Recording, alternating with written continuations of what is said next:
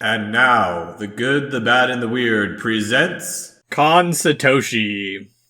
Yes. Or, as we call him in the West, Satoshi Kon. Yes. So, we actually had planned for this spotlight earlier in the year, but life happens. Yeah. And, we love this director. We do. We do. He is so important to a lot of the stuff we've seen in kind of introducing us to a lot of more mature anime. Yeah, I also think he kind of opens up a bridge to a blended reality style of film, not just in anime, but in movies in general. Yeah. Which wasn't really much of a thing before he came around. No. And now that his work has influenced the way it has and has become what it is, we're starting to see it kind of repeat. We've gotten to the point where everyone knows this style, or people are starting to learn yes. Or they've seen movies that are related to or share themes that were inspired from his work. Yes. And so before we really get into Kon Satoshi's life and career, we would like to start the spotlight off by letting all you listeners know that this episode is going to be more biographical with a little bit of analytics, as collectively we've seen all of his major works, but we're only intimately familiar with three, four of them.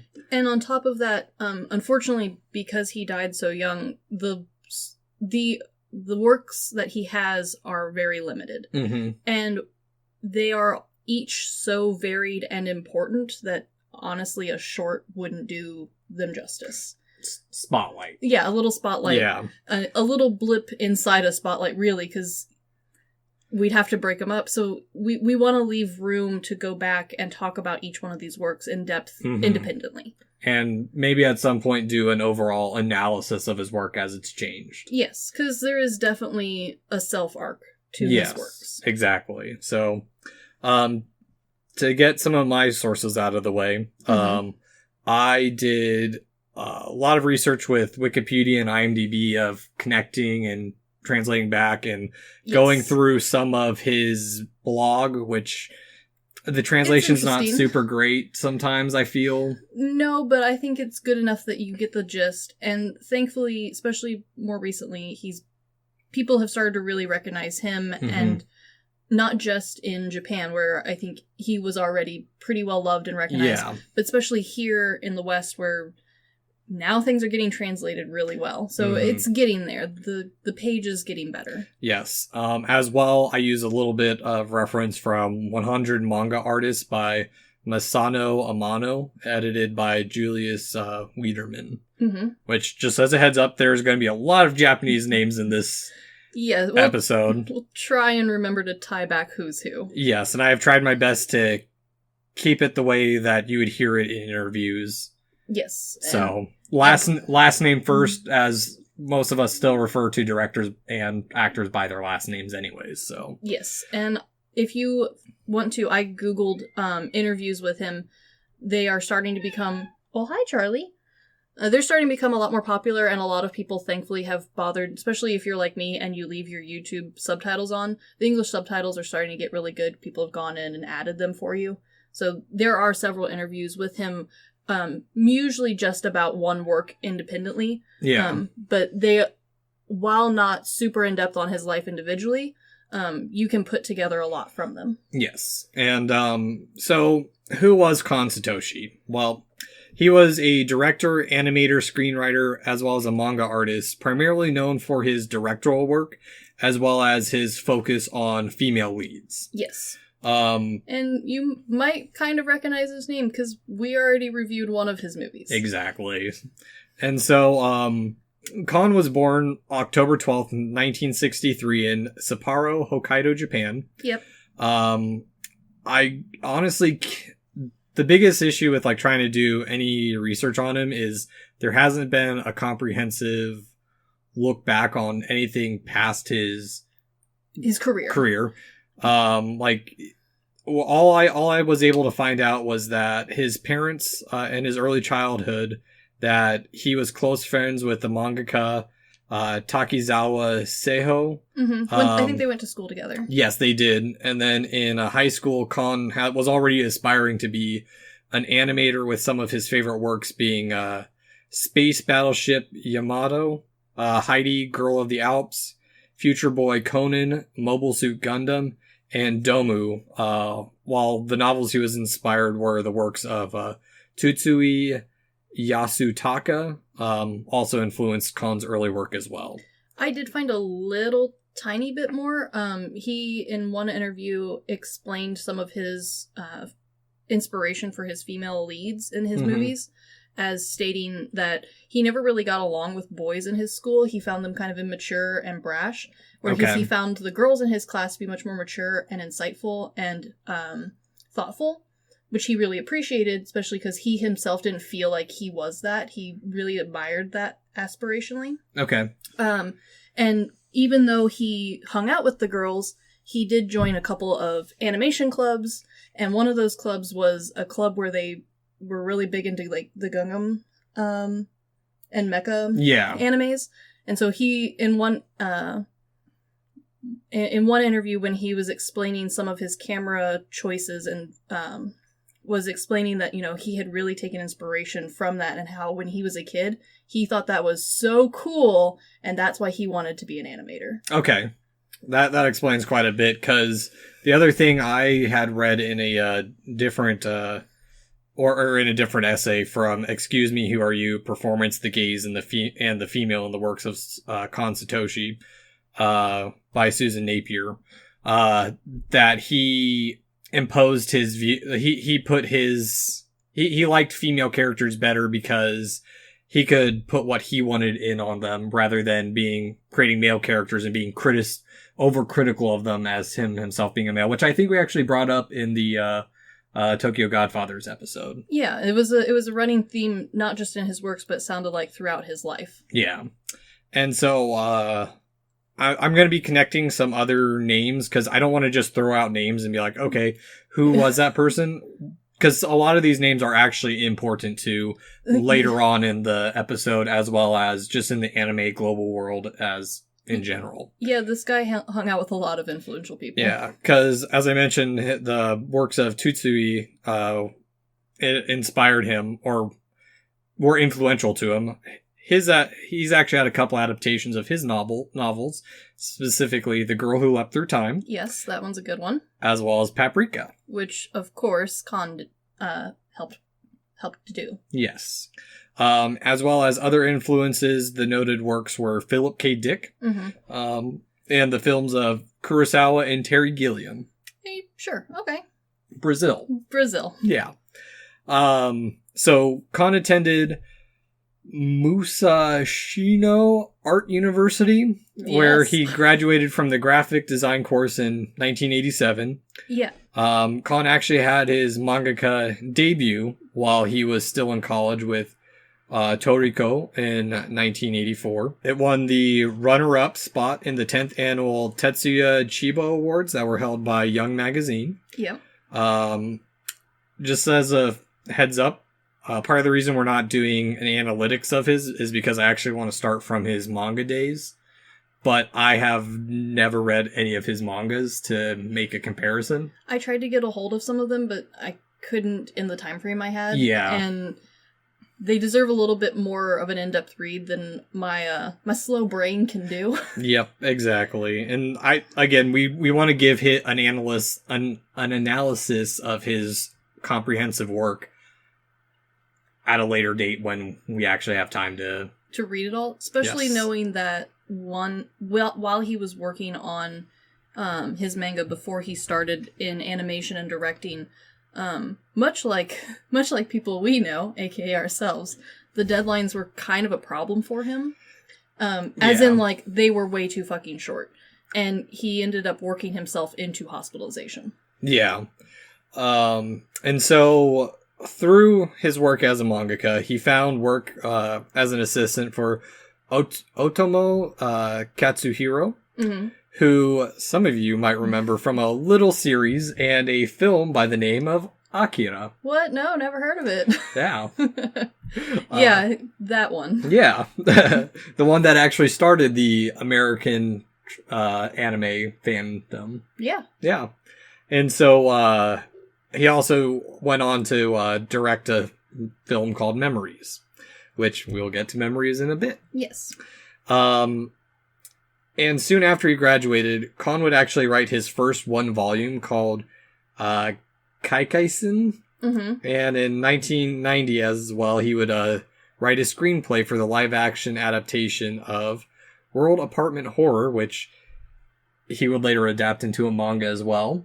I mean... It is on YouTube, and I did not get a chance to watch it. I also didn't get a chance to watch it. Yeah, but it's available. It's on YouTube, and it's subtitled. Honestly, a lot of his works are, if you are interested, and especially if you've already seen his major works, more and more of his stuff is becoming available on YouTube with translation, which is really nice, especially because, like, he never really intended for these things to be like, oh, top shelf, I'm only going to make a few of them. He really did mean to make them because he loved them. Yeah. And he wanted other people to also love them. Exactly. And, I mean, we'll get into that because, like, his library is, I don't want to say limited, but it's small. It's, I would almost argue curated, but, like, curated from the beginning because he never took anything out. Yeah, it kind of makes me think of H.P. Lovecraft's work where he eventually was able to make it into something bigger, but everything was just like little stories with these random characters that he threaded together. There's definitely bits here or there, but honestly, Kon's work is one of the few works that you could truly analyze like an art, as opposed to just individual works like most directors have. Yeah. Everything he did was from a certain mindset, similar to like how Van Gogh did different works. Okay. Yeah. And so Kon's first foray in animation would actually be in 1991 when he worked on the background design for Kitakuba Hiroyuki. That's a name. Yeah. Hiroyuki's Rujin Z. Yes. Kitakubo would also later do work on Akira. Yeah. Yeah. They all kind of ended up working together, which is cool because I think part of the reason why this group ended up, and not just these three, but everyone who he touches ends up kind of creating their own legacy as they go, is I think they really inspired each other to keep pushing their own boundaries. Yes, and Kon's relationship makes me think of in architecture school when we're taught of that, like, the relationship between, like, Starchitects and the previous Starchitects, and like how they're all somewhat related to each other and the evolution of their thought processes. Yeah, it's very much of, I don't want to say master and student where you're continuing on, but kind of a, hey, we're working together. I like the cool thing you're doing. I'm not going to like change my style for it, but I want you to like really fulfill that. Here's some like bits. Yeah. And so later he would actually work out as the layout artist for Oshi Mamoru. Mamoru, yeah. Paddleboard 2, the movie. Oshi is actually best known in America for his Ghost in the Shell. Yes, which I know you guys know that name because there is a live action version now. Yes. On the other hand, because I go in these little rabbit holes of weird movies. What else did you find? I'm more familiar with his works of Avalon. I am also more familiar with Avalon. Assault Girls. I don't know that one. It's a pseudo sequel to Avalon. That would make sense. Yeah. Avalon, this is going to sound weird. Avalon was one of the weird ones that my weird small town library had. Don't know why. That's a weird movie. I know. They had it. So we ended up with that because we would take like whole sections off the shelf and we'd read anything that they had. We'd watch anything that they had. Okay. And so like someone at the library must have requested it at some point. It got put on the shelf and they assumed nobody else would rent this sucker. I think it makes a little bit more sense because it is in French. Yes. So someone who bought it probably thought it was artsy. Mm-hmm. Yeah. Oh, I'm sure. But yeah, that was one of the weird ones. Which is also why I have only read, like, the third episode of a lot of anime. Yeah. My library only had the third book. Weird. Outside of that, the only other work of Oshi's work that I'm somewhat tangentially aware of Yes. is an odd little film called Angel's Egg, Okay. which I've heard is weird as shit, but it features the artwork of one of my favorite artists, Amano Yoshitaki. Okay. He's the concept artist for a good chunk of Final Fantasy stuff. Yeah, I'm also very familiar with his work. Vampire Hunter D. Very familiar with Vampire Hunter Yeah. D. But I don't think I've seen Angel's Egg. I might have to put that on my list. I think it is on YouTube as well, but I don't know about the quality of it. I've been trying to find copies of it. I mean, somewhere out there, a bootleg copy is available. Oh, yeah. And so, Khan's actual first directorial gig would be in 1993, as he was the writer and director of episode 12 of the original run of JoJo's Bizarre Adventure. Which, wouldn't you know how popular that's become recently? Especially with the reboot. Oh, yeah. I started I watched the reboot of that, not realizing it was a reboot. Yes. I think a lot of people did. Yeah. Yeah. But honestly, get into JoJo however you can. It's great. Yeah. As well, he would do the animation for episode 9.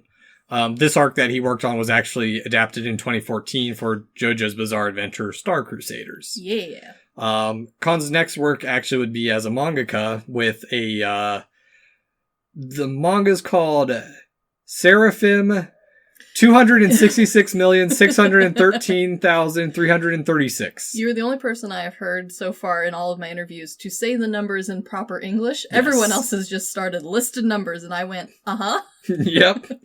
And he actually collaborated with Oshii, who wrote the story, and that was in 1994.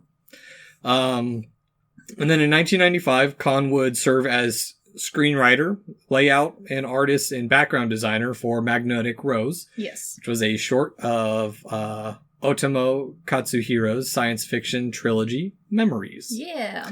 And this is where we really start to see the start of his work film-wise. Yes. Yeah. Because he wrote the story for it. So Magnetic Rose is the story of a deep space salvage freighter that after receiving a distress signal from a spaceship graveyard, they investigate it only to find it abandoned, but ornately decorated. And yes, exactly.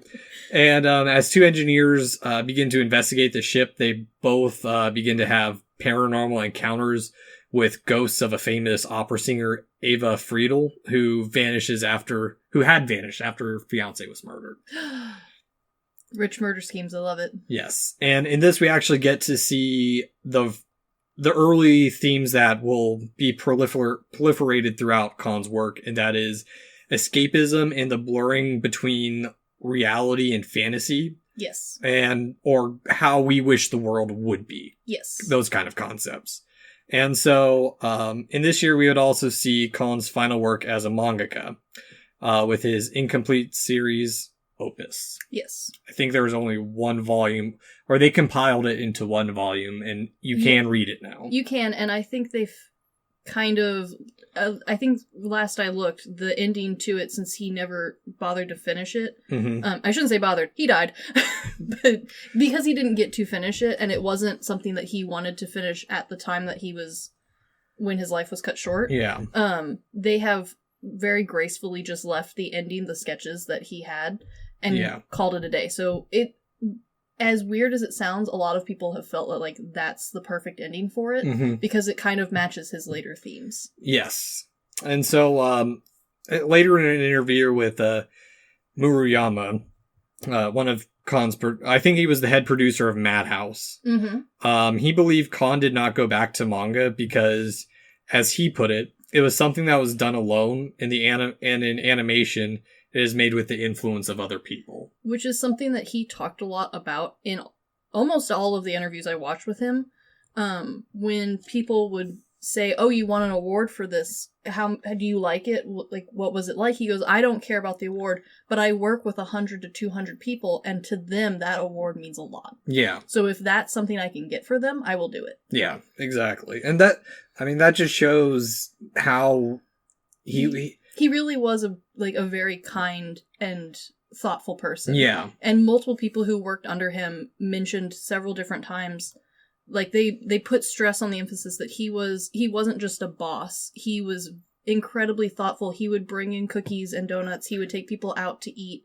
Yeah, he was often the first one there, last to leave kind of thing. And it wasn't a lot of, especially for a lot of us who work office jobs now, it wasn't in the like, I'm staying so you should stay. It was more of a, I know you're busy, so I'm going to be here to try and help. Yeah, or he was just busy because he was so involved with everything. It reminds me of like how we talked about how James Cameron was so hands-on in Titanic, where even he was down to making props. Yes. Khan was very much that level of passion where he wanted to be part of everything, but he also wanted everyone who was helping him to also be part of the project and feel like they had some initiative in it. Yes. And so Khan's first work, released in 1997, was his directorial debut, what would become the seminal film, Perfect Blue. A solid movie. Which, Perfect Blue is actually an adaptation of the 1991 novel, Perfect Blue, Complete Metamorphosis by Takeuchi Yoshikazu. Mm-hmm.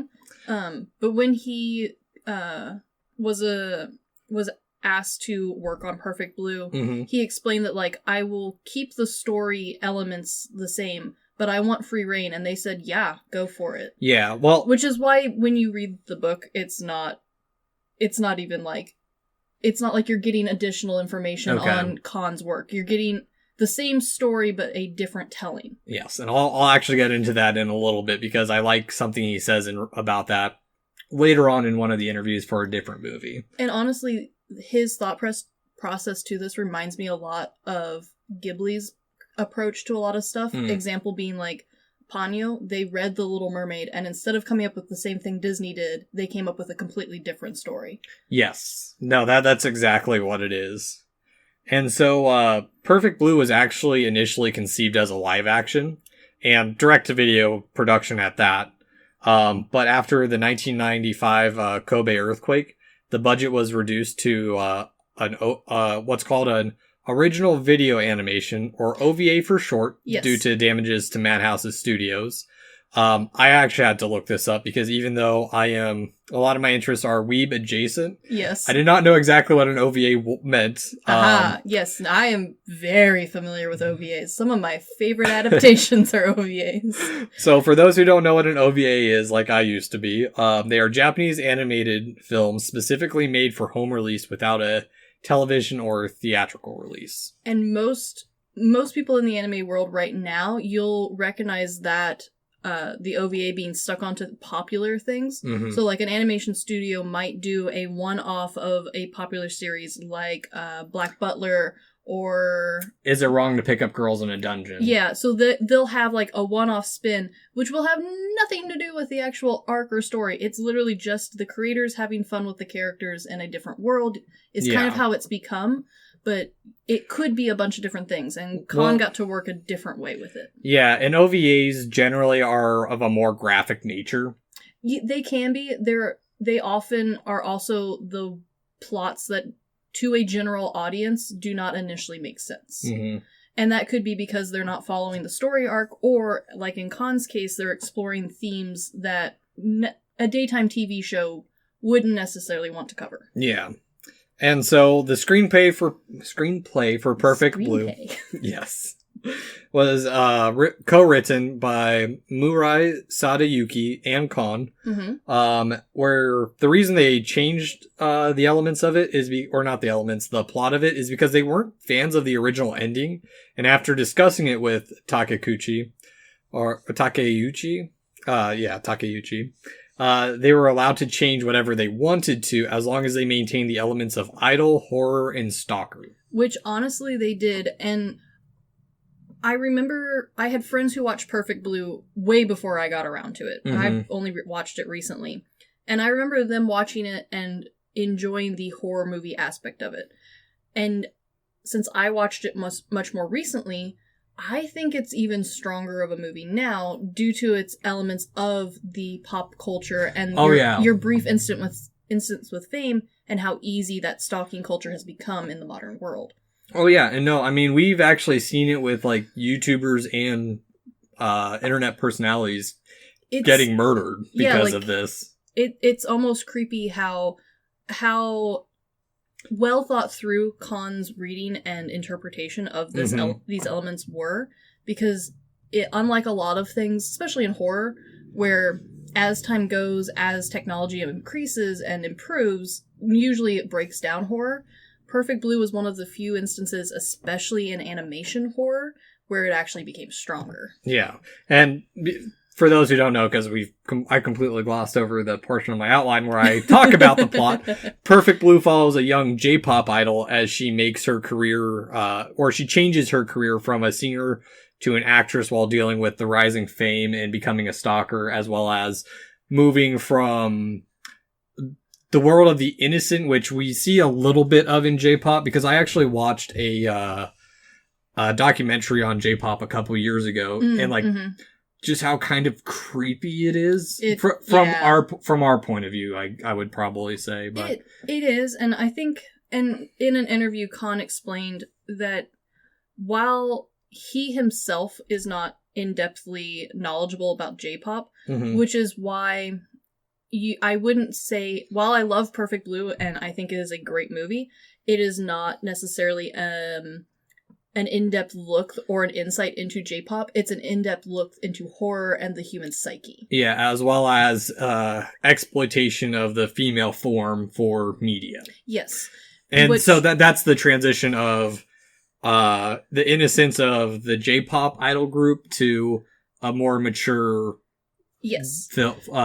actress. And on top of that, this is our work where we get to not just dip our toe in, but full on dive into what became Khan's signature, which is that break in reality.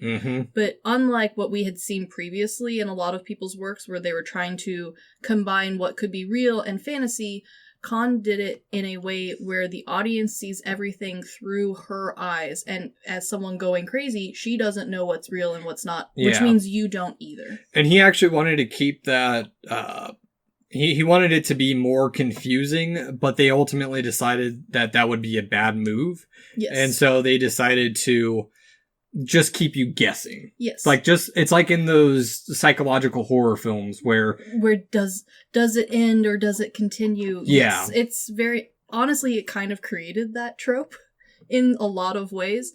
Khan also went on to say afterwards, many, many years after Perfect Blue had come out, that he did have regrets and that he saw a lot of flaws in it. And so he played around with the idea of going back and revisiting Perfect Blue at some point. But instead of revisiting it, he decided to improve every time he directed or made something, which is why Khan's work is almost that curated feel. Because Perfect Blue, to a lot of people, is a perfect movie. Yeah. A lot of people, other than a few animation things here or frame rate issues there, most people see this as a complete perfect masterpiece. Yeah. Whereas Khan himself didn't. Well, and part of that actually might be because the original 35mm film was destroyed. Yes. And so they had to use a lesser quality scan, and that's what we currently have, which adds a nice little touch of nostalgia to it. It does. And it is interesting, though, because I watched so many people analyzing his stuff to try and get an insight into these pieces that I hadn't gotten around to watching yet. And once I had finished watching those, I went on to watch his interviews, as many of them as I could find, as much as I could find of him speaking about his own work. Yeah. And it was very interesting to see the contrast in how his audience and fans felt about his work and how he himself felt about it.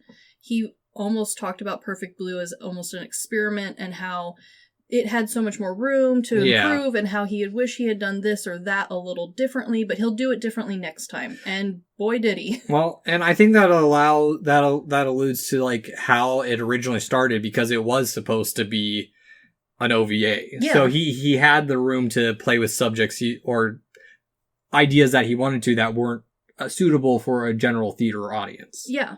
And that actually ties to a little bit of stuff later, because like Perfect Blue was positively received. Yeah, it did okay. Yes. And then there was actually a live action that was made in 2002 that is a adaptation of the sequel short story Perfect Blue, Wake Me From This Dream. Sure. Which was It's actually on YouTube, and it's called Perfect Blue Yume Nara Samate. Yes. It is directed by Sato Toshiki, who is actually better known for his sexploitation in Pink films. Well, so if that tells you what type of film it is. It is adjacent, I would argue. Yes. And it is on YouTube, but there's no English subtitles, and that's the only place I can actually find it. So I have not watched it. But for us Westerners, in 2000, Darren Aronofsky would secure the rights to the live-action adaptation in order to use the bathtub scene in Requiem for a Dream. Which is a little bit of a gray area, because there's some argument on when he got the rights for it. Yes. And so, actually, I think he originally wanted to do a Perfect Blue live action, but no one would go for it. Which I can see. I can understand. Yeah, because Kon does mention in a series of television lectures that he met Aronofsky, and he said that yes, Requiem for a Dream was an homage to Perfect Blue since he loved the movie so much. But I don't know if he thought that the word homage would cover his ass or not, because Kon watched it, and there is a scene, the bathtub scene specifically, where it is shot for shot, yeah, the exact same as Perfect Blue. And Kon, in an interview, alludes to the fact that while he thought it was really nice that he had inspired someone, he did not think that it was cool to just rip off Perfect Blue. He wanted it to inspire you to make your own, not to take it shot for shot. Yeah. And as well with Perfect Blue, in 2001, Madonna actually used clips from it, along with Forgotten Junk, the Humanoid. Yep. Urotsu Kidoji. Mm-hmm. And MD Geist in a remix of her song What It Feels Like to Be a Girl as an interlude for her Drowned World tour. And let me tell you, those other ones she pairs it with are super violent, and then there is tentacle porn at the end. I mean, for those of you who are not familiar with old school Madonna, that might surprise you, but it does not surprise me. I have no knowledge of Madonna's stuff, so I think if you dug in, you would like Madonna. I think surface level Madonna, the stuff that most people's moms are like, yeah, Madonna, is what most people remember her as, but dig a little farther and you will find a woman who is similar minded to you. See, the only thing I know of her is that scene in Hocus Pocus. Yeah, no, she's come a long way. So. Okay. And so, as well in 2010, Aronofsky had a little bit more controversy surrounding Perfect Blue with his film Black Swan, which was heavily criticized for being a little too similar to Perfect Blue, despite similar. Aronofsky saying that it was not the inspiration for the film, but he does acknowledge the similarities. It is very similar. Yes, but I will say, I was watching a YouTube video by Charles Cornell, mm-hmm. He has a great video called Jazz Pianist Reacts to Cowboy Bebop Soundtrack. Oh, I've seen it and I love it. And I'm very familiar with this man's work. Yeah, so that part where he's talking about it, where people were accusing the composer of Cowboy Bebop for ripping off or for just completely stealing, and he's like, people find inspiration from all this other stuff and use elements. And to be fair, Aronofsky could have wrote this independently, and then while he was filming, he's like, oh, this is similar, or he liked these techniques and utilized them. Yes, and I have seen both Perfect Blue and Black Swan, and while I agree they are eerily similar, I can understand where the argument would be made that there is the argument very easily to be made that he legitimately did not see Perfect Blue before he made Black Swan. Yeah. Because while the themes are very similar, it's one of those things where if you come across those three key words for a horror film, if you shake the dice enough, eventually you're going to get a very similar plot. Yeah. Even if they are done differently. Well, and I have a few things to say on that myself, because we actually see this quite frequently in our profession too. Oh my gosh, we see it all the fucking time. But I think there's a handful of things that are changing, and why Aronofsky initially might have been leery of it. Okay. For me, first off, people are being, as far as I've seen, are being more open about their creative process, Whereas in the past, they were more secretive in order to keep their monopoly on certain techniques or ideas. Sure. Or to give them an air of genius, where they're like, oh, I'm the one who thought of this out of thin air. Yeah, I definitely remember a time in school where it was, how dare you have an inspiration board? Because then maybe your professor might pick the one thing that would be like, you just copied this. And you'd be like, no, I didn't. But yeah, it's hard to explain your thought process to every single person who sees a thing. It's that or backtracking on what their intention was. My thoughts immediately went to that soccer stadium that Zaha Hadid did. Yeah. Where everyone's like, that's a vagina.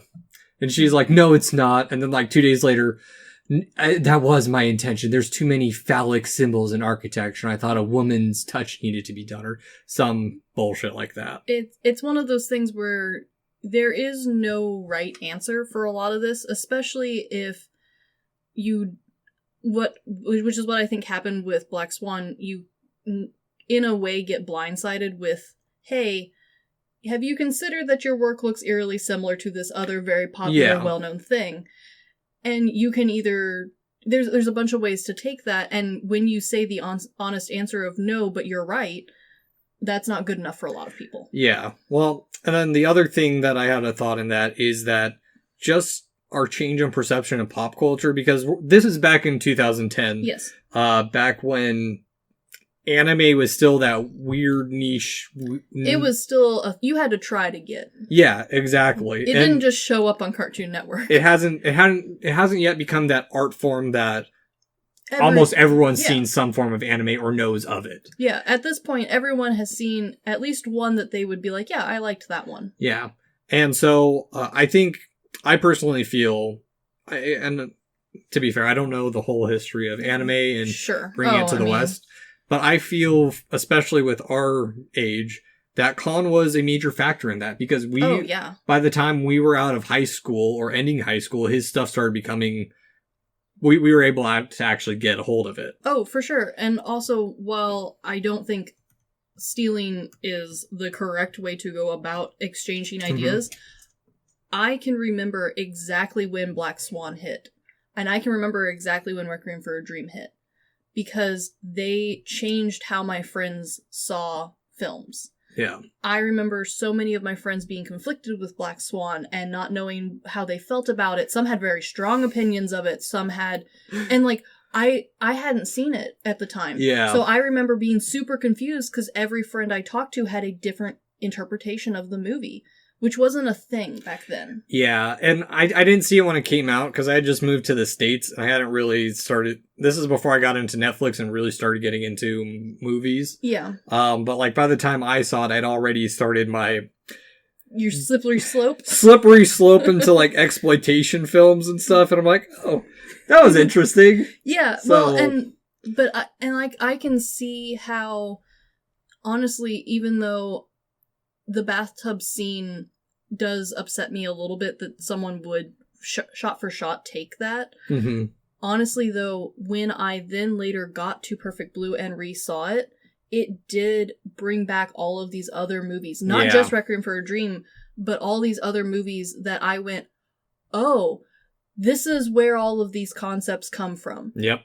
Which, while those pieces are odd and there's no, at the moment, good way to put them together to create a beautiful picture of like how everyone's inspired together. Yeah. The fact that it eventually did create this really changed how a lot of people, like, it almost created a whole new genre for Western audiences. Yep. Kind of like Yojimbo. A lot like Yojimbo. Yeah.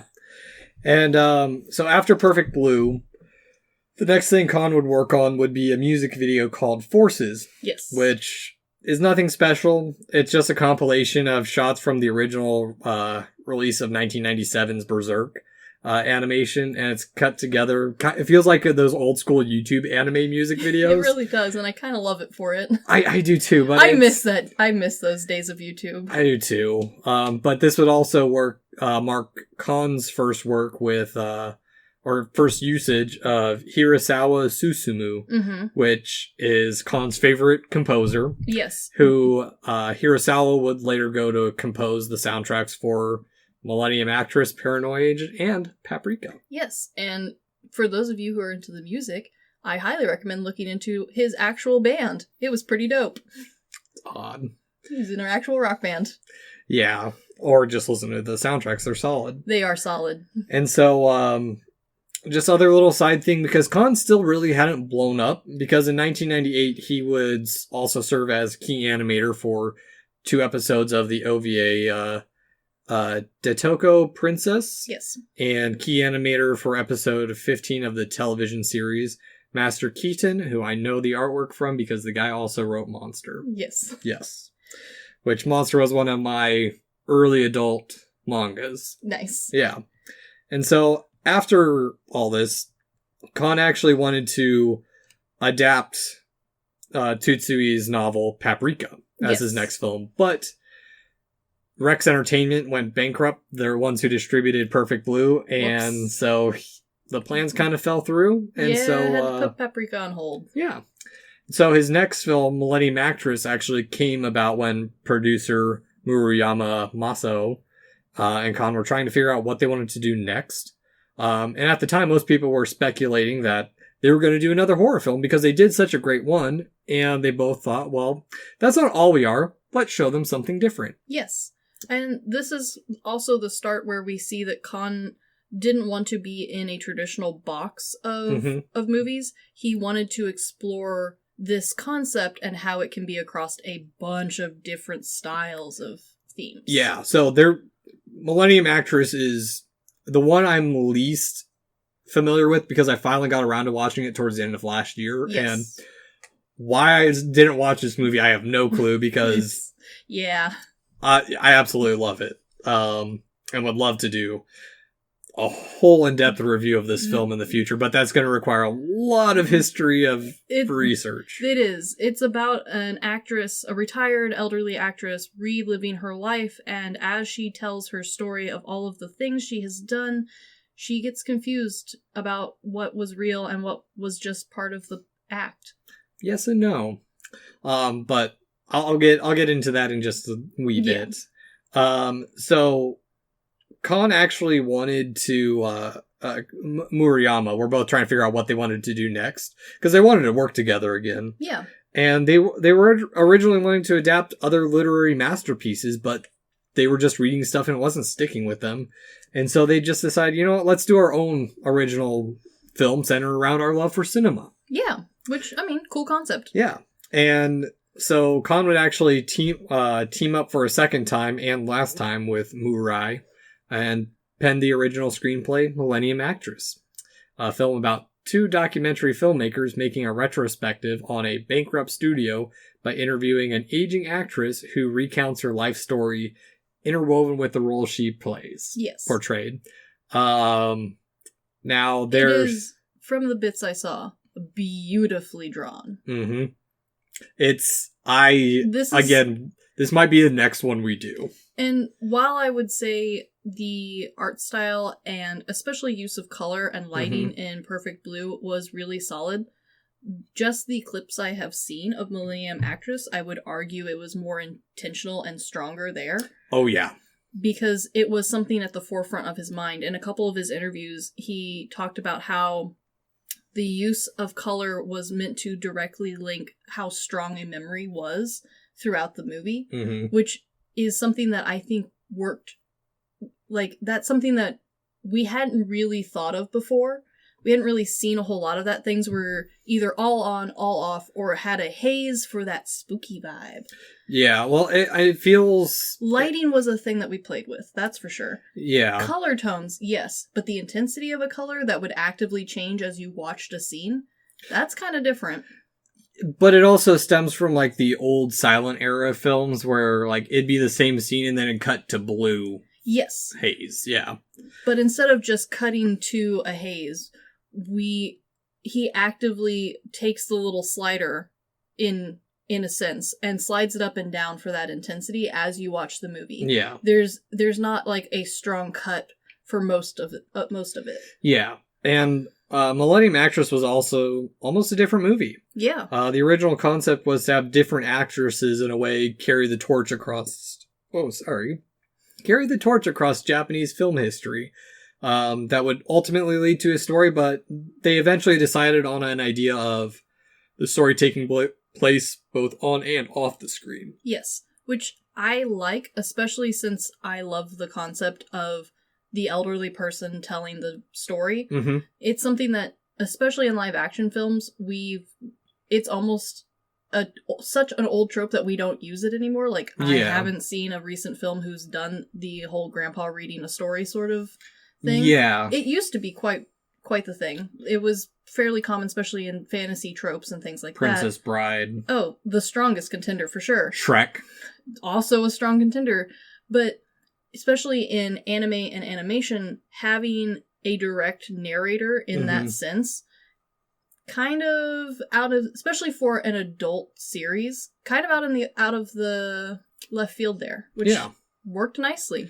Yeah. As well, Millennium Actress is tied to history more than I knew. Yes. It's actually somewhat based on the lives of Hara Setsuko and Takamine Hideko, who were big actresses in the classical era of Japanese cinema.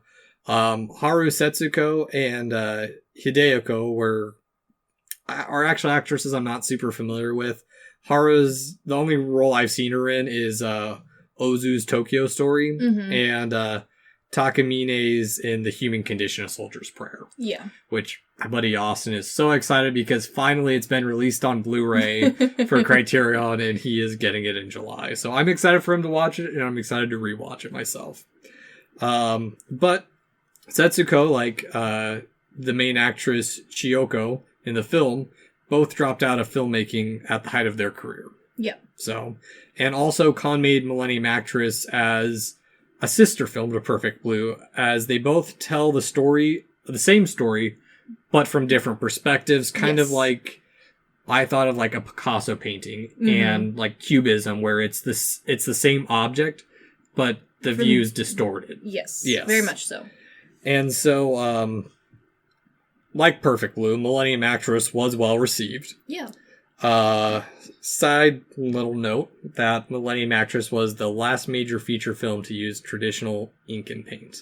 I mean, incredibly time-intensive process, but it looks so good. It's beautiful. There's not an ounce of CGI in this movie. And from what I have seen and the stills, each frame is spot on. Yes. And for me, one aspect of Kon's work is that he is one of the few directors I've seen or am familiar with that his transition from traditional animation to the incorporation of CGI just felt natural and fitting with the progression of his story. And instead of like it being lazy, like in the last thing I can think of that really sticks out to me was in one of the Evangelion reboots. Oh, yes. Or anytime there's a car in a show, or car or train now. Yes, his use and change to CGI also didn't feel like, oh, I'm just going to put it in here or there to make up lost time for this or that.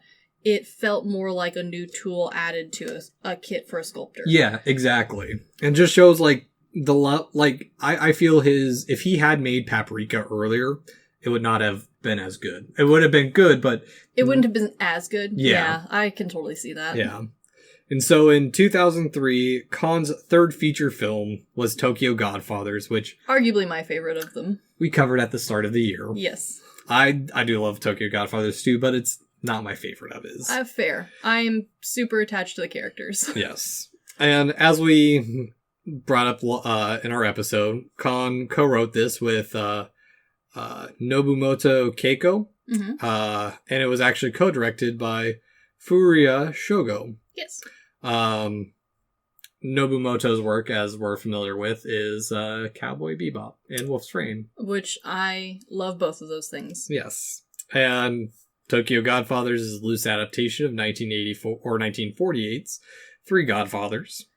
And by loose, it's similar to how we talked about earlier, where he heard the story, liked certain concepts of it, wanted to play with those differently. Exactly. And so and I think even the Wikipedia page says a very loose adaptation. Honestly, I don't feel like the word adaptation applies to Kon very well. No. An inspiration would have been a better use. But, like, that's not a typical word. Like, saying I'm inspired by the three Godfathers from 1948 doesn't, like, I don't think we have quite the vocabulary yet for how Kon interpreted the world around him. Yeah, well, and we'll actually get into that in the third part of our current All-Star series. Yes. Because adaptation is a very loose word for that movie. Adaptation is a wiggly word that means a lot and also nothing all at the same time. Yes.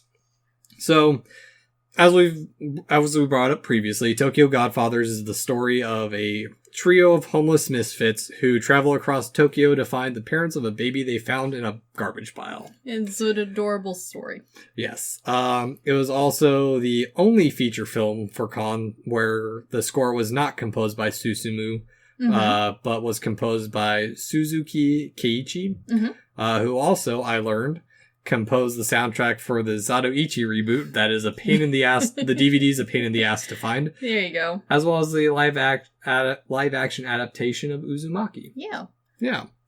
And so Tokyo Godfathers is the outlier of Kon's library of work. As it's the first time we don't overtly see the blending of fiction and reality.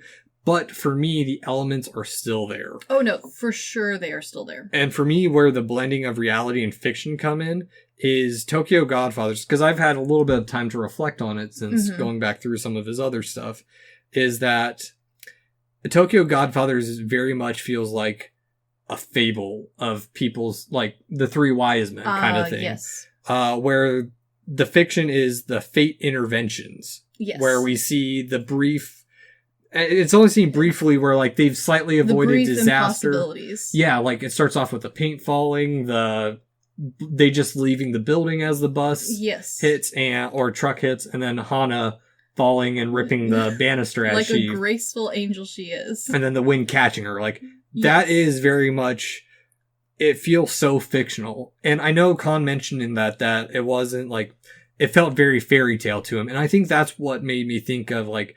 Even though it's the outlier of his, and it's the one that's most based in reality, he still keeps the elements of fiction. Yes, and one of the arguments for why Tokyo Godfathers does also continue his theme of distorted reality is because unlike his other works, Tokyo Godfathers isn't directly through the eyes of one person. We're seeing a distorted reality through three different people's perspectives. Yes. And so, unlike his other works where he had room to write in as far as he thought those characters could go, those characters are now playing off of each other to then interpret these acts of God, if you will. Yeah.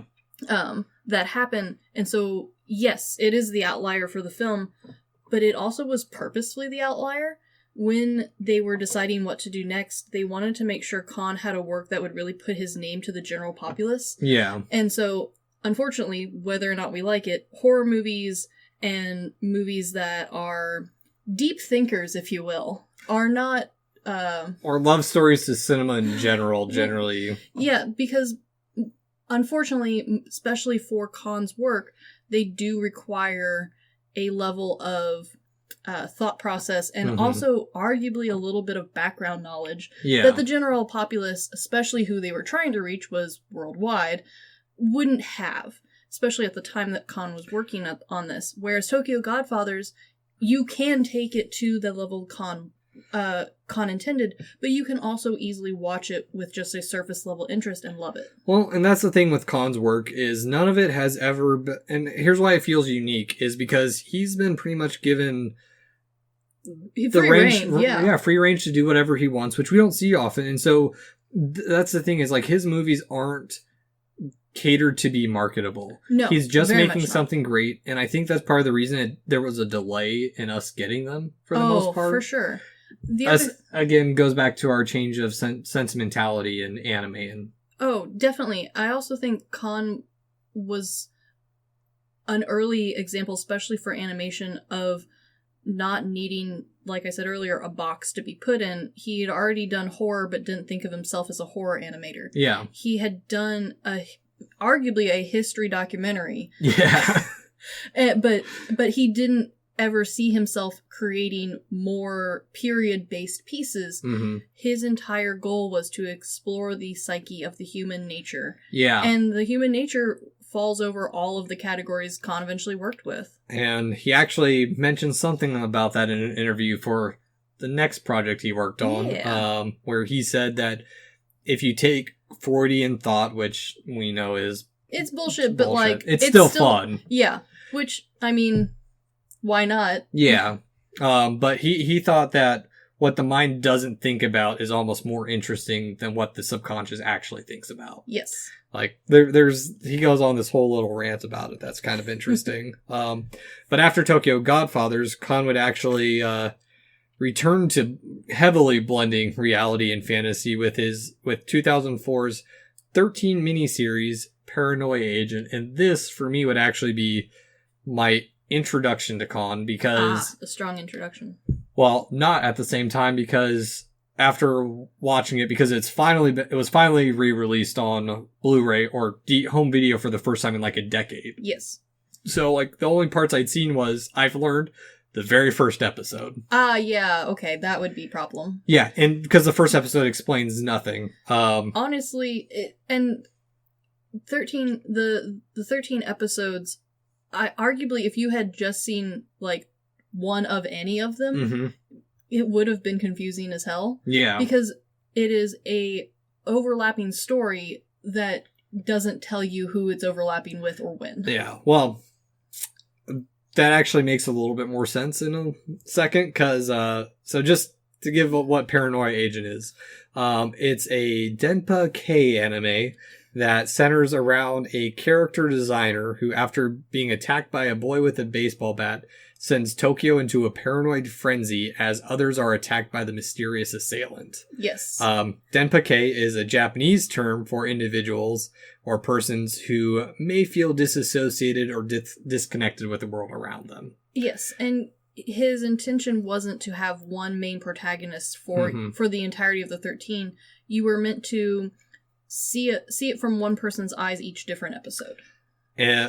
More or less. And eventually be overarched, because Paranoia Agent actually came from a multitude of unused ideas that Kon had between and during making features that didn't actually fit what he wanted in the 3 films.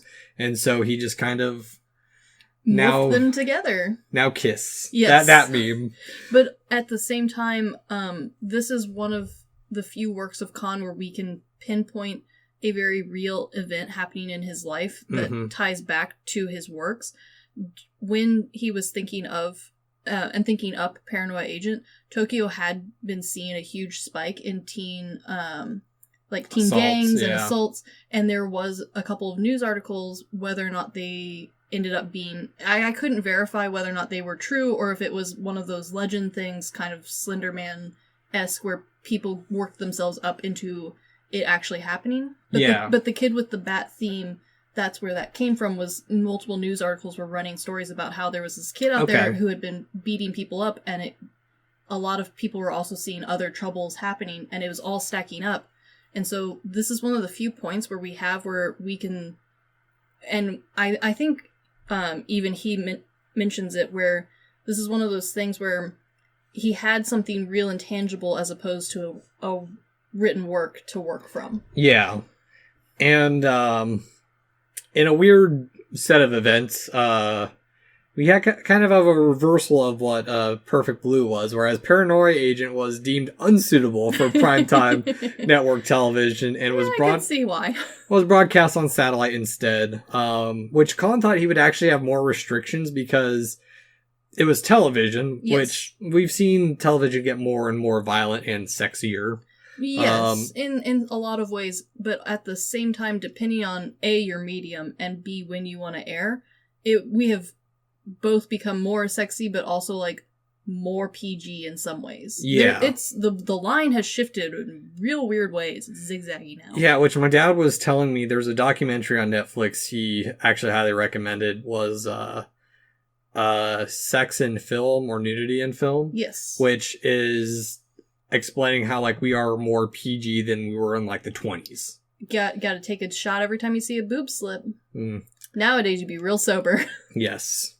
And so, Kon thought he would have restrictions, but the producers at WOWOW were, they just told him, yeah, wow. But they just told him, like, you know what, we're fine with whatever. Do whatever sounds good, man. And honestly, this is one of those, like, almost levels of fate that Kon wove into his own stories, where every time Kon wanted to create a thing, no one told him no, or even really like, hey, that's too far, let's rein it back in. Yeah. Everyone was just like, I don't know, you do you. It's your art. His career makes me think of Takashi Miike quite a bit. Yeah, it does. Because, like, what was it? I was watching something, and then I looked up. I told my mom what I was watching, and she's like, "Well, what else has Takashi Miike done?" Because she knows the name from me. Yes, of course. I'm like, "Oh, he did X, Y, and Z. I know you've seen none of them." She's like, "Oh, all right then." And, Mom speak for I will never see them. Few in our friend group wish they had never seen them. Fair. But that's when I texted you the other day, like, what the fuck is this magical girl TV show? Yes, which I need to now watch because that's my jam. Yeah. For those who don't know, Takashi Miike goes from creating some of the most disturbing, violent movies. Yes, like, to the level of, like, maybe don't recommend it to your friends. To family friendly, and now doing a TV and movie franchise aimed at 4 and 6-year-old girls. Like, full on, like, I don't Cardcaptor know. Sakura level magical girl. As far as I could find. The only magical girl franchise I'm even familiar with is Madoka. Fair. That's solid one. Yeah, but it's also a twisted one too. Did I ever get you to watch the one episode where the bad guy's name was Trump? No, you didn't. I have to. I'll dig that one up for you. It's rather recent. All right. Well, side little note. Some of the opening and background animation were actual tweaks from Tokyo Godfathers. Yeah. Like, they took smoke from it and just, like, scaled it down. Just shrink this back down. Yeah. You know what? Didn't notice until someone pointed it out. Yeah. On top of that, or after it aired, it was, like, all his previous works was highly praised. Which is crazy to me because, with the exception of Tokyo Godfathers, none of his stuff was being like, hey guys, have you seen Kon's newest, greatest thing? It was like people who were legitimately interested in him and his work and in the animation world were like, wow, Kon's a genius. We should, like, share and help distribute. Because as far as I could tell, it wasn't like he's running ad commercials for his stuff. No. Like, this is all word of mouth and pure true fandom. Yeah, no, which I think is great because that's actually how because I don't watch trailers. No, the way I find out about new movies is I'll look up a director I like. I'm like, oh, that's it. Or I follow a couple directors, but I don't, like, actively follow them on social media. It's just like, oh, they're coming out with a new film, or, oh, they came out with a new movie 5 years ago. All right. Yeah. And that's what people did with Kon's work, which honestly I think helped create the audience for him. Because while no one ever told Kon no, the fact that his works did do well does help quite a lot with getting the funding to do more. Yeah, exactly. And even Paranoia Agent was there was plans announced that there would be a live adaptation directed by Shimizu Takashi. I do apologize. These are a lot of names I'm not familiar with. This is a lot more constants than I'm used to. Yeah, we're used to, like, the really short ones or the very common names. Yeah. But nothing ever came to fruition of it. For those who aren't familiar with Shimizu's work, he is the director of Ju-on, Yeah. The Grudge, You know that one. Moribito, Mm-hmm. Reincarnation. As well, he directed a live action of Kiki's Delivery Service in 2014. Adorable. And he is, from what I saw, I didn't do a whole lot of looking into it, doing an adaptation of Yamamoto Hideo's Homunculus, which... I am familiar with that one. You're also familiar with Yamamoto's other work. Ichi the Killer. Ichi the Killer! Yeah, I'm familiar with this one. Oh, we were just talking about Ichi the Killer. We Because were. the new killer in Dead by Daylight looks like a cross between K-pop band? I think he looks a little bit like G-Dragon. G-Dragon, and with the flamboyance of Ichi the Killer. It definitely. Yeah. So, yeah, I mean, Paranoia Agent was an odd little movie. Or miniseries, which... Yeah. I was thinking of it because it took me like 4 or 5 days to get through 13 episodes. And I was thinking of like how long it would take Brian to get through it. I kind of want to force him to watch it. Honestly, because I think... I honestly do think that Paranoia Agent is one that you really should watch like one a day and come back to, and as opposed to binge like my husband does. I don't think he would like it at the same level. No. I think this is something that like if you guys as a guys group night watched one and then moved on to something else, that would probably like force him to watch it at the pace he needs to really like tie all of the loose ends up in his head. Yeah, because we did actually start going through some of Khan's work for that. I mean, he loved Tokyo Godfathers. Yeah. I do. He's gonna get around to Perfect Blue. I do think he'll like that one. I made him watch he's watched Perfect Blue. And then I made them watch Khan's next film. Segue. Paprika. Paprika. He finally got back to it. Paprika was finally announced in 2006, but had actually been in planning for several years before. Kon co-wrote it with Mina Kami Seishi, who had previously worked with him on Paranoia Agent. Also, her photo of herself on one of the director's like pages that I was reading. It's a really dope black and white of her smoking a cigarette like a badass. Interesting. And so, as we previously mentioned, Paprika is based on the 1993 novel of the same name by Tutsui Yasutaka. Now, the movie and the story are different. Again, I mean, this is now his motive. Well, the novel was published as a series of installments in a Japanese women's magazine, and they were a series of dream sequences collected into a story. Yes. And I think it was Tutsui himself who said that he could have made it true and original, but that's not Khan's style. It's not Khan's style, and honestly, I'm okay with that. Well, and I honestly kind of wish there was more out there who openly admitted that that was their style, because I think it's really interesting to see people's interpretation of this stuff. Yeah, well, and so, like, for me personally, I love this, because, like, what Khan has done is my biggest criticism of when people want to make live-action remakes, and people bitch that it's not a shot-for-shot remake. But I don't want to see a duplicate. Like Ghost in the Shell, I liked it better because it was different, and it tackled instead of becoming being an existential crisis film, it became a terrifying government oppression story. Yeah, I kind of wish that there was like a word for this type of movie so that when audiences went in, they would know like ahead of time, like, this isn't going to be a word-for-word adaptation. This is going to be my interpretation, or my impression of, or my retelling of. Well, and I think we're kind of getting there. We are, but we aren't, because people will fanboy over it. There's always going to be the fanboys, but at the same time, I think Khan is one of the few people who made it clear to the rest of his audience that he also appreciated and liked the original work, and that's why he's making the new one, as opposed to what I think a lot of people interpret nowadays, which is, you are making for me the thing I want. Yeah, exactly. As opposed to, I think that's why Khan had the fan backing that he did, was because people from the get-go knew that Khan wasn't just a director. Yeah. Khan was an artist creating an art piece for you to go watch. Yeah. And you're not and while Khan openly admits that he appreciates his fans' criticism and he appreciates that they watch it, he's not making this for them. He is making these films to explore his own ideas, and he's just pleased that other people like watching it. Well, and I think that's something we need to normalize, I guess. I hate that term. Be more accepting of. And I think in small circles we are getting there. Yeah. Thanks to the internet, especially with things like music, short films, and even short animations, we're starting to see that more and more becoming normalized, and not just from America, but from America's enjoyment of other countries' works, musics, animations, from places that they never even considered before. And so I think we're like grassroots getting there, but grassroots doesn't solve the massive Hollywood problem. Exactly. And I actually watched a movie last month, and I think it was my weirdest movie from last month.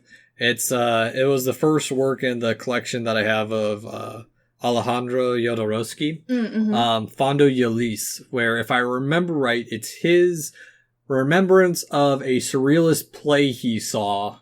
This sounds like me trying to tell you all about my dream or that one time I watched this show. Yeah, no, it's that weird. And then, like, what was it? I watched this month The Holy Mountain, or no, not The Holy Mountain. I watched El Topo. Oh, yes. And Jesus Christ, is that movie weird? Like, yeah, but at the same time, I think, and Kon is, again, one of those few directors who, when people go into Kon, they already, for the most part, know, like, this is going to, like, you're expecting that bend in reality from Kon. Especially by the time Paprika came around, people honestly sought him out for it. And he makes it accessible is what it is, I think. Very much so, which is why I think his work penetrated so far across all different movie styles. And why so many people found him inspirational is because while weird movies will always have a fandom cult, there's always going to be people who love the, like, super surrealist of that style. And don't get me wrong, I definitely have my favorite surrealist films that I'll go back and rewatch just to have my brain melt out my ears. Yeah. Kon's work, while being surrealist in a lot of ways, arguably is not surrealism. No, it's not. And I argue it's not surrealism as far as a movie standard goes. Yeah. Because Kon makes the plot thread so apparent throughout the film. Even if you have questions about what was happening, or who was doing what, or where we are, or how did we get here, you have that thread that you can follow, even if it's weaving in and out. Yeah. Whereas with a lot of surrealist films, you're expected to just kind of accept the ride. Yeah. Kon wants you to participate. Yeah. So, Paprika, back to the movie, follows a psychotherapist who utilizes an experimental dream analysis machine, but when the device is stolen by a terrorist and people begin to cause self-harm through it, she and her team must track them down. Yes. And there is a side tiny arc that I want to very briefly mention with Kon. Okay. Because I brought it up a little bit in Tokyo Godfathers. Kon's ability to draw real people has always been phenomenal. Oh, yeah. But Paprika's ability to draw the widest range of realistic people is phenomenal. Yeah, they're very borderline, because I saw it in Paranoia Agent too, where I was thinking he's really good at drawing ugly people. Yes, where it's not like, oh, that's the ugly person. Not everybody looks like a movie star. Well, I do not look like a movie star. Oh yeah, I mean, we talked about it in Tokyo Godfathers, where the main girl feels like an insecure, little bit chubby in the face teenager. Yeah, and like, he took that Tokyo Godfathers mindset, and I think he played around with it enough in Paranoia Agents that he was able to push that boundary even farther with this one, where characters who in a normal anime would be a quote-unquote important background character or a villain or have some form of like, oh, they look like that because you want me to notice them. No, that's just how they look. Yeah. And because of that, I think Paprika is visually his strongest. Okay. Yeah, I completely agree. Side note about the visuals, about 1/3 of the film is animated, and it doesn't feel like it. You don't notice. Like, it just blends so well, and it just, I mean, you can tell it's CG, but it fits the world he's created. It does, and it also feels intentional. Yeah. It doesn't feel like we didn't have time to do the clouds, so I CGI'd the clouds. Yeah. Or the water, or like the background crowd. No, the CG is there for a specific reason. Yes. Which is why I think if he had made this movie as his second movie, it would not have done as well. I agree. Other side little note, Kon actually appeared in this movie providing voice acting for the tall bartender, while the author, Tsutsui, provided the voice for the shorter one. I love a background character played by someone important. Yes. And like all of Khan's films, Paprika was critically and financially a success. And there was actually also a live action announced in 2009, and it would be directed by Air Force One's director Wolfgang Peterson, but nothing has come about it since then. And part of the reason why I think nothing has come about of it yet is because after Khan's passing, a lot of his friends and people he worked with in the industry who are big names in of themselves, he spoke very vocally about Paprika and why it wasn't live action from the beginning. Yeah. He explained, I shouldn't say explained, whenever anyone asked him, is it going to be live action, he would abruptly just tell them no. Well, and so he had coworkers who had then talked to him about it, and they would explain in their own interviews. Yeah. And a lot of them explained he wasn't into live action. He wasn't into having real people direct. He had a way with storyboarding that a lot of people don't. Mm-hmm. That's really where his art was the strongest, even though from a viewer's perspective, we don't see that directly anyway. Yeah. We do. We see the end product of it, but him being able, especially with his manga background, being able to draw the frames and the stills as he goes in such depth, really kind of helped create this magical world that he had and the way of his storytelling. Yeah. And so a lot of his old coworkers and friends, and arguably some of his family members, have really pushed for his works to remain as they are. Yeah. And side little note, us Westerners had a very similar movie come out in 2010, 2011, I think. Yes. Christopher Nolan's Inception, which... Wow, it's really familiar. Not almost shot for shot it's not Requiem for a Dream level copy. Yeah, like Aronofsky. It's very similar in homage, but it's also homage to other cinema. I would argue that it is the pinnacle in Western adaptation of taking what Khan laid the groundwork for, which is that surrealism and the blending, surrealism in the way of blending what is real and what is fake in a way that we hadn't seen a whole lot of. And so, yes, I do see a lot of people argue that, it's Paprika. I would argue it's not. I would argue it's definitely its own thing, but it definitely has Paprika elements. It has Khan elements. Yes. And whether or not you like it, Paprika is his last, and I'm sure in Khan's mind, his next step. And so I see where people get the ties. Yes, no. Man, we'll actually get into... There. Yeah, we'll get there. Last little note about the about Paprika is that Konakawa in the movie at the end is going to see a movie in theaters called Dream Machine. Yes. Which I'll get to in just a few minutes because there is one last side little project of Khan's to talk about. In 2008, Khan directed a short 1-minute feature for Anikuri 15, which the Anikuri 15 is a series of 15 1-minute shorts that were created by various members of the animation industry. The series included directors such as Oshi, MFKZ's director Nishima Shojiro, Your Name's director Shinkai Makoto, and Tek on Concrete's director Michael Arias. Mm-hmm. Just to name a few of them. Yeah, it was definitely one of those hey, we've all been working together for ages. We should just do something. Yeah. And so Khan's contribution was a little... the last in the series called Ohio, which is... It's such a good work. It's quite charming because there's actually quite a lot to it. What he is able to pack into a minute. The whole concept of it is a woman waking up in the morning, where it can either be interpreted for me 2 ways. Because I saw that, because I looked it up afterwards, that it was interpreted as, or it was meant to be, her waking up and just going about her life. Yeah, the kind of after haze. Whereas my thought is just the repeated monotony of it, where like one day she's a little bit ahead, the next day she's a little off, but it's the same. It's the same ritual, but that. I mean, it's all part of it, yeah. Daily ritual is something I studied in college, so it's something that... In your head? Yeah, just something that's constantly there, Yes. so...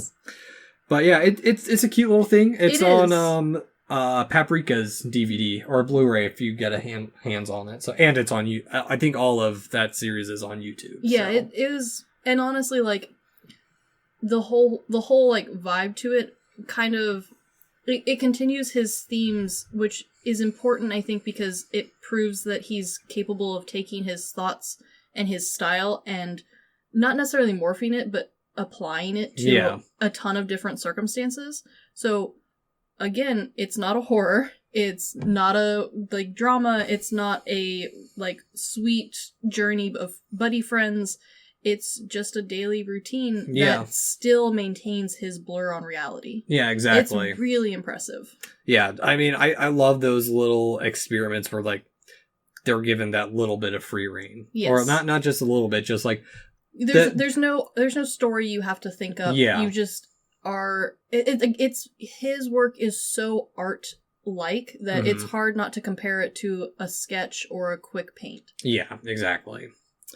And so, the final project Kon would work on was Dreaming Machine. Yes. As in May of 2010, Kon was diagnosed with terminal pancreatic cancer and was given half a year to live.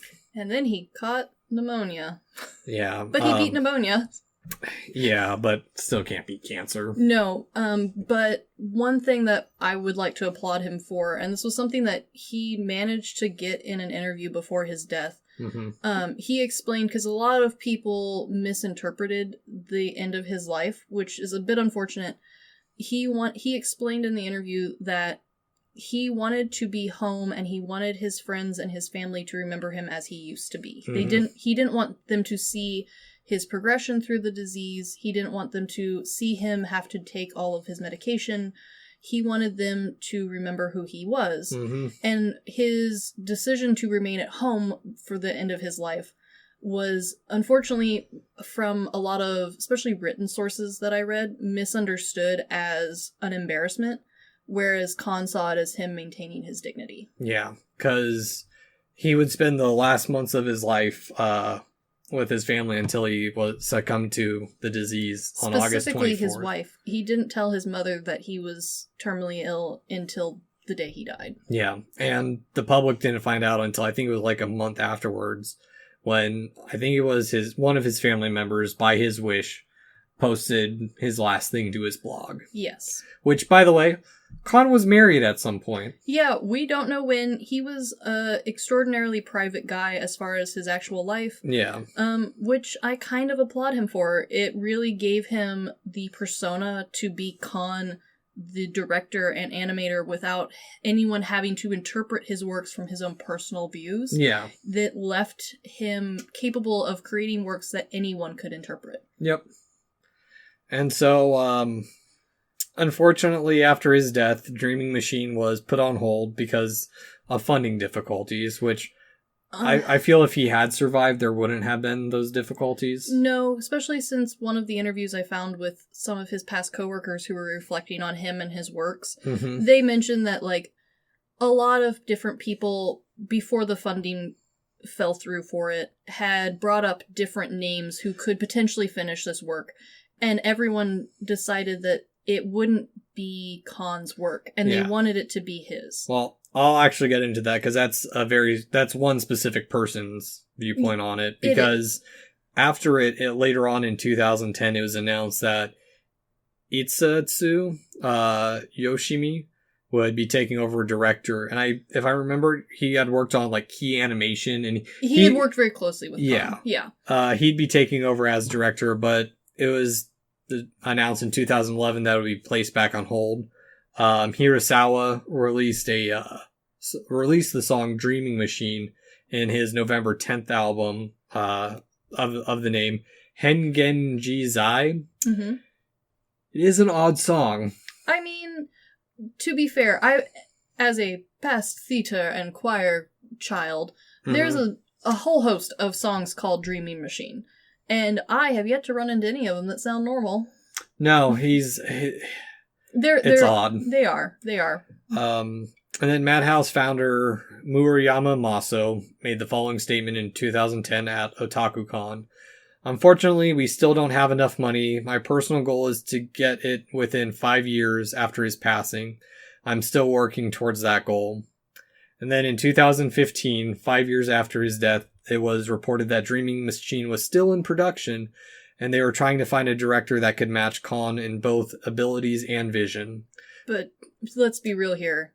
No. We're I mean, how many years out are we from his death, and we still haven't seen anyone over a like decade Kon. now. Yeah, because as of 2018, Murayama has stated that Dreaming Machine will not be completed or released in the foreseeable future, as there is no one. Yeah, there, and that's something that I especially don't say very lightly, because while I do think that most films that, especially you and I, get to that are this level of thought-provoking as Kon's work, they are definitely art pieces, but especially since Dreaming Machine, it's not like it was a ground-up idea, like a lot of directors, once they pass, it's, oh, I found this in their journal, they mentioned it a couple times, we talked about it once over lunch. Yeah. This was something Kon had actively worked on for a little while. Yes. So it wasn't like someone would be taking this off from the ground up. There's the structure and bones there already.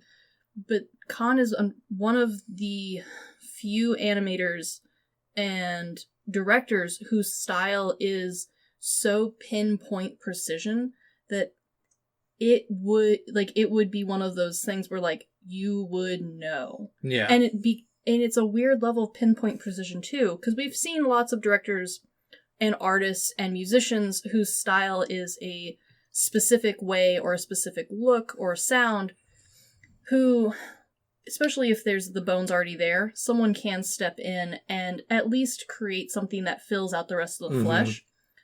Kon's work, there is, like, it's all one homogeneous goo. There is no adding on layer of it. It's all one piece. Well, so it would be really hard to find someone to finish this. And you hit a good point there, because only 600 of the 1,500 shots have been animated. Yeah. And that is a lot of the film missing. Whereas, like you said, if, say, 1,200 of the shots were done, it'd be a little bit of a different story, I think. But yeah, and especially how he worked and how he set up his storyboards, and how the storyboards were much more than just him getting the thoughts and the angles and, you know, the important keynotes down, like I think a lot of directors do. Yeah. He practically created a manga for everything he directed, which, how do you find someone to do that? Exactly. And I think a statement Maruyama brought up in 2016 really holds the sentiment that most people have for Kon. And it's specifically in regards to the completion of Dreaming Machine. For 4 or 5 years, I kept searching for a suitable director to complete Kon's work. Before his death, the storyboard and script, even parts of the keyframe film, was already completed. Then I thought, if someone can mimic Kon's work, it would still be clear that it's only an imitation. For example, if Mamoru Hosoda took the director's position, the completed Dreaming Machine would still be a good piece of work. However, it's Hosoda's movie, not Kon's. Yeah. Dreaming Machine should be Kon's movie, him and only him, not someone else's. That means we cannot and should not compromise only to finish it. I spent years, finally reached the hard conclusion. Instead, we should only take Kon's original concept and then let someone turn it into a feature film. By doing so, the complete piece would be 100% be that person's work. And I'm okay with that. I also consider doing a documentary on Kon.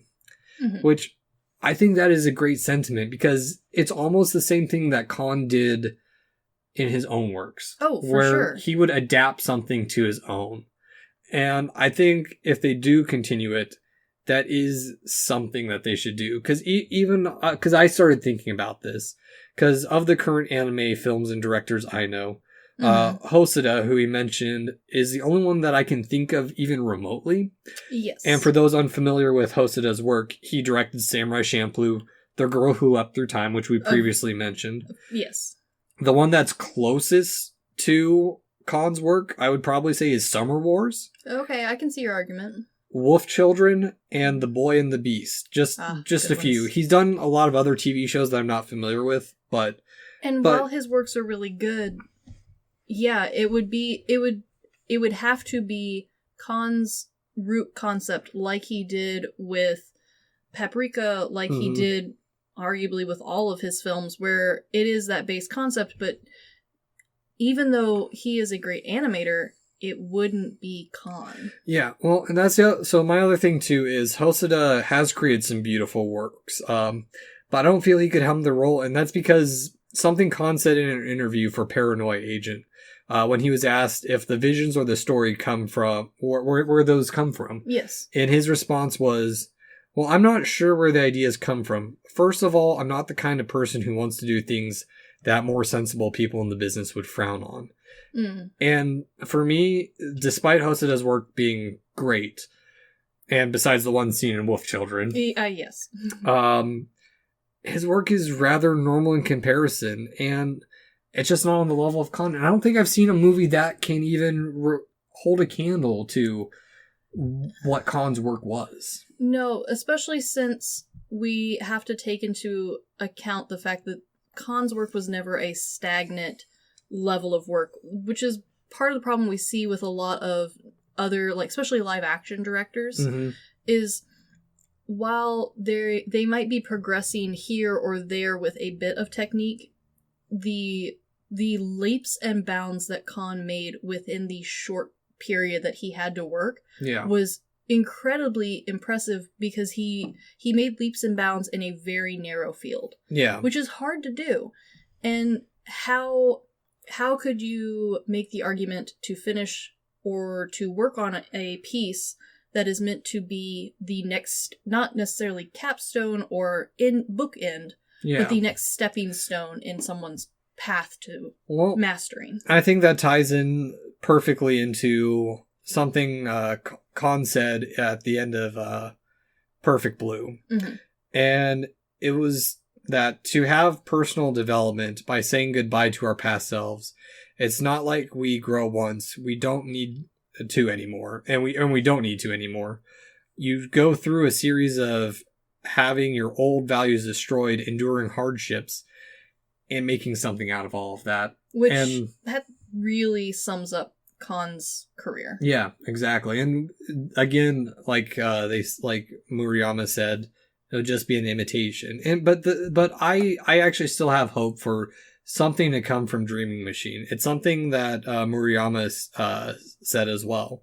That even after his passing, there are directors and creators who are still pushing the boundaries. For sure. And I also think that Khan, and we've started to see that more and more, especially here in the West, where waves of the I don't want to call it interpretative or surrealist, because Khan's was all and none of the above at the same time. Yeah. The Khan style, it comes in waves, and we've seen wave after wave of that sort of interest in movies, and then it will die down as people think about that film or films that came out, and then it will come back in a couple of years. And I think that inspiration is, for me, the most impactful, because that is something that the entire populace will get to see throughout, which, while I love his work, I would prefer to see his impact reach farther. Yes, exactly. And I think we will see that. Oh, for sure. Just with how big of a name he's becoming. And like, for me, personal growth was an embodiment of Khan's work this whole time. And I first mentioned it in our Tokyo Godfathers episode, because that's when it started coming to me, and why I want to do an actual deep dive analysis on all his films, and then all at the end, because for me, all his work revolves around growth by overcoming the lies we tell ourselves. Definitely. Just my brief current understanding and thought process is that in Perfect Blue, Mima lies to herself that she'll be happier as an actress because it's what her agent wants, and that will make him happy, and it'll make the people around her happy. And she only finds happiness once she's overcome that and becomes the thing she wants to be, the actress she wants to be. Sure. And in Millennium Actress, Chiyoko lies to herself in the fact that she is an actress in hopes of finding the man she loves, or him seeing her on the silver screen and getting in touch with her, even though she knows she's gone. She's lying to herself. And even in the director Genya, he chases after Chiyoko because he loves her. But in the end, he kind of realizes he's more in love with her on the screen in her acting persona. Yeah. And so, and I brought this up in Tokyo Godfathers. They're all lying to themselves. That's the whole theme of the movie. Yeah, exactly. Gin's lying to himself that he's a better man than what he actually is, and that by him leaving his family and becoming homeless, they're better off without him, where he finds out that... No, they miss him. Yeah, exactly. And then Hana's lying to herself in the most superficial of the trio. I mean, arguably, though, because Hana's experience is... tragic. It is, yeah, it is, but also arguably the easiest for a lot of people to relate to. Yeah. And then Miyuki lies to herself that she's not wanted at home after stabbing her father, but only after she overcomes her selfishness are we even left with a little bit of hope. Yeah. In Paranoia Agent, Sagi lies to herself as a coping mechanism for her personal failures and her potential future failures. And that in turn drags everyone else around her into a paranoia, or into her paranoia being found out as a liar. And once she admits the truth, the world is released from her lies in a weird ass way, but it's fun. And then in Paprika, most of the characters lie to themselves, by only once reflecting upon their dreams. Yeah. Are they able to open up about their true selves, and do they find any semblance of happiness in the ones who are wholly committed to staying within the dream world and not instead of letting the dream world change their actions in the real world? Yes. They fall to the dreams. Yes. Yeah. I mean, again, I really want to do a deep dive into all these other films. Yeah, especially since it's rare that we get someone who every piece of his work is a truly impactful piece. Yes. There is no fluff to Khan's work. There is no before time. There is no breaking point. There is no breakthrough point. It's always Khan. Yeah, exactly. And that's the other thing too, is like, I can't think of any director that I can say, oh, Khan is like this director a little bit. It's always this person is like Khan. Yes. Because even the stuff he's worked on with like Akira. Mm-hmm. Yeah, even the stuff where he wasn't necessarily the directing force of it or the heavy hand in it. Yeah. It's arguably still Khan. Yeah, because we even see this theme in Memories in Metal Rose, I think it was called. I don't remember. Shit. It's in my outline, but I don't want to scroll up through it. But even in that, everything around the characters revolve around the lies they've told themselves and the reality they want to believe in against the reality that actually exists. I mean, lies do hold the fabric of reality together. Yeah. So, but I mean, we can't really go into much more because there is nothing else without going into breaking down every movie. Yeah, and in a sad way, this kind of is Khan's perfect ending. Khan was an artist more than anything else, and that's something that's rare to say with directors. It's something I think directors like to think of themselves, but for the layman to be able to point to a director and say that is an artist, and I can see the art in their work, in every part of their work, is rare and hard to find. Yeah, his death reminds me very much of Stanley Kubrick's death. It reminds me very much of a lot of the old metal bands, too, where, you know, what could they have done? What could they have created? What influence could they have had? we don't know, but because they are gone, their influence is more important. Yeah, both directors that I found or I got into after their deaths, and then I think it was a documentary on Stanley Kubrick, and I think it was Martin Scorsese who brought it up the best, that there would never be another Kubrick movie. And just that hit me hard, and it hits me the same with Khan. Yeah, it is one of those odd parts of an artist's life where we see it over and over again, whether it is from their own hand or from the outside world. A true artist never seems to be the long and happy lived one. Yeah. No, I completely agree. And, I mean, that's Khan's life. It is Khan's life. As little as we know about it, because he was the mastermind of the perfect balance of sharing everything about himself and nothing at all. Yeah, because even on Wikipedia, no one knows when he married his wife. And, good for her. Yeah. She gets to live her life as she wants to now. Yep. So, but yeah, go check out everything Khan's done. It is actually all available.